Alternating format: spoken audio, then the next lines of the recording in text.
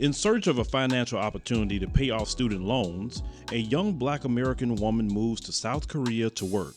As the author, Bootsy W. recalls culture shock and fun adventures in a country far from home, she's also faced with anti-Black racism and featureism, quickly learning that white supremacy is practiced not only by whites, but by those that are categorized as people of color.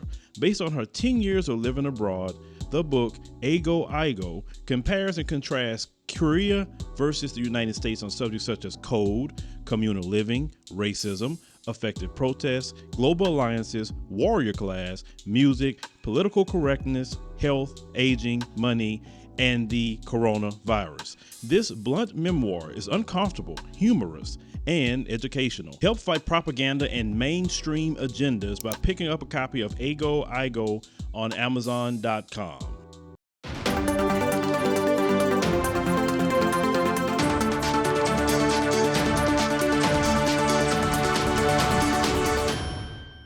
Peace, family. My name is Vicki Dillard, and I'm so pleased to be a contributor here on African Diaspora News Channel.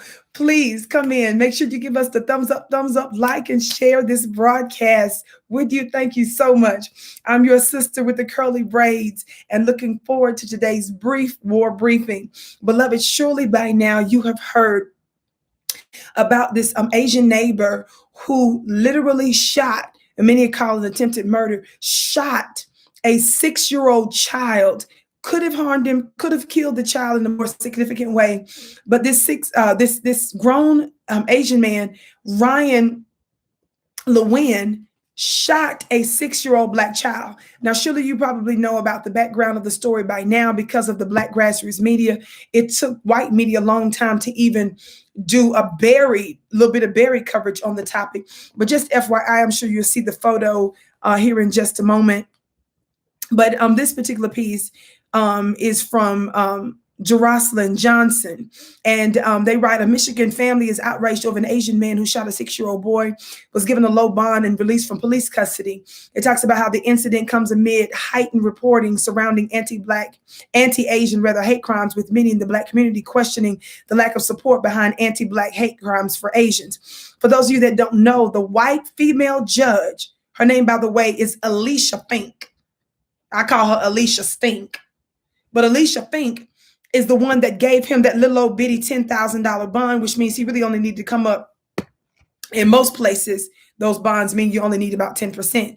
Nevertheless, this Ryan Le-Nguyen shot this child allegedly over a tricycle. Family, think about that, a tricycle. What kind of times are we in, family? Well, right now we are dealing with the targeting of our babies, of our children. And this is why it's so dangerous for those of you who let white supremacists off the hook, pretend like it's not a big deal. That's what makes you so extraordinarily dangerous. Now, because of this, it's not your Black bootlicks in the boule that even feigned outrage because of the low bail.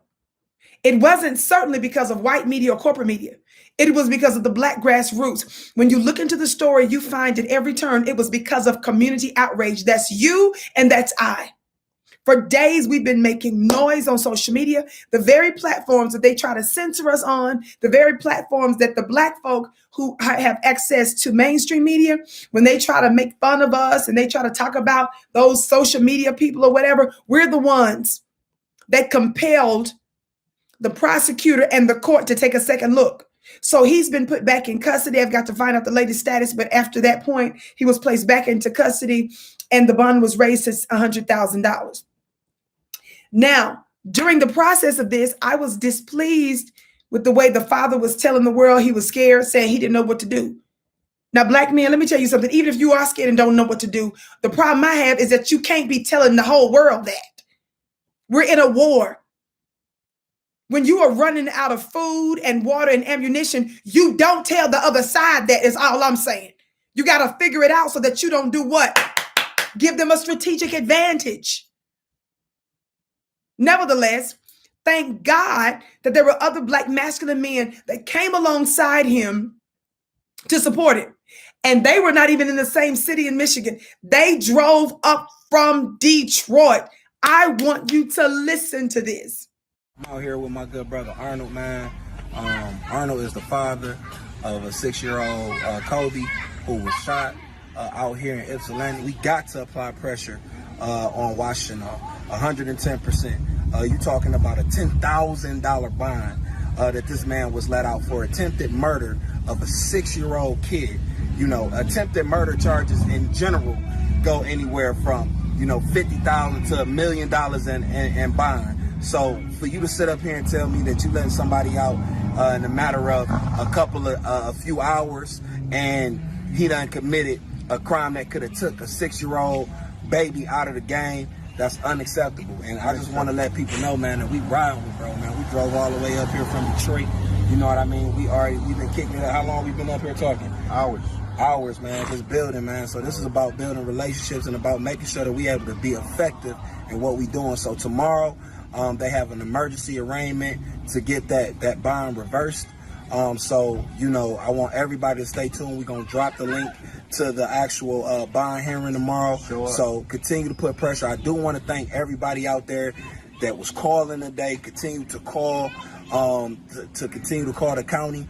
Y'all made a big impact, man, because they said them numbers was off the chain today with people calling. So, you know, that's just step one, man. But it's time to organize. We can't just let no shit like this slide, not in our backyard. You feel me? We got to make sure that we come and correct, make sure that we standing and being supportive of people who need that support, bro. And anything, y'all know how we roll when it comes to kids, bro. You can't put your hands on no kids or be in no position to where you about to harm a baby and you think you about to get a slap on the wrist or something like that. We not letting that shit go. Washington, y'all better get y'all shit together because we ain't going nowhere.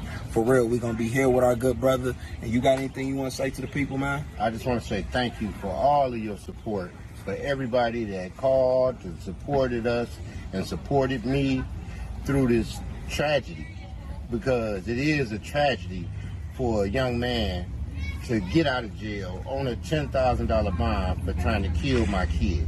It's a tragedy. It's something that you or I couldn't do. Wake up. You know, I mean, I just don't understand. You know, and it's real hard for me to just stay up and keep a good attitude. But thank you to these brothers for showing up and showing me that there's another way. Yeah, and that's love, bro. And just like you said, man, that's unacceptable. That bond is unacceptable because y'all know if that would have been us, if one of us would have pulled the trigger on a white kid or an Asian kid, there's no way in hell that we would have been talking about a $10,000 bond. No way. So, you know, this is the shit that we got to continue to deal with in this country, but we got to continue to apply pressure, and that's what we plan on doing, man. Continue to apply pressure. It's got to stop. Yeah, so y'all make sure to support this good brother. We just all here for real, just grateful that little Kobe is back there running around and is here today because we've been in too many situations to where that has not been the case. So we're going to continue to support y'all. Make sure to check out that hearing tomorrow. So y'all already know what it is. All power to the people. Thank you. Somebody say pull up summer. It's a new day. These men were strategic. This brother was strategic. He had his hands on the shoulder of LaCorey's dad, letting them know we got you, letting folks know we're not letting it go down like this, coming in from other parts of the state to support. Family, this is what it's about. It is a new day. There is a new breed of us. There are some of us that don't look nothing like your roly-polies, your Joy Reeds, your Don Lemonades. Nobody like the Blvd, baby, no, and some no, and no again. This is what unity looks like.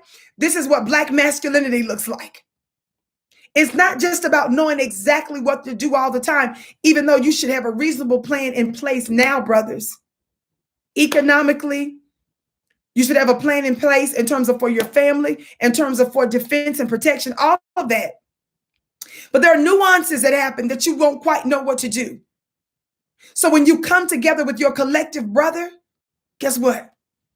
Your collective wisdom wins. And that's all I wanted to share today, how extraordinarily proud I was to see this show of Black masculinity and standing up and refusing to accept what white supremacist systems and people and their allies are dishing out. My name is Vicki Dillard. Make sure you join my weekly mastermind at clubvicki.com once a week on Wednesday nights. I'm dropping spiritual, metaphysical jewels. You can ask me direct questions in these exclusive in my exclusive mastermind again at clubvicki.com, clubvicki.com. Even if you're not available live on Wednesday nights, you can still join for only $1 because we upload my lectures and they will bless your life. The testimonies, the signs and wonders speak for themselves. Also, be sure to follow me on Facebook, on my Facebook fan page at Vicki Dillard, on Twitter at Dillard Vicki, and on, again, Instagram at Vicki X Dillard. I can't wait to see you again.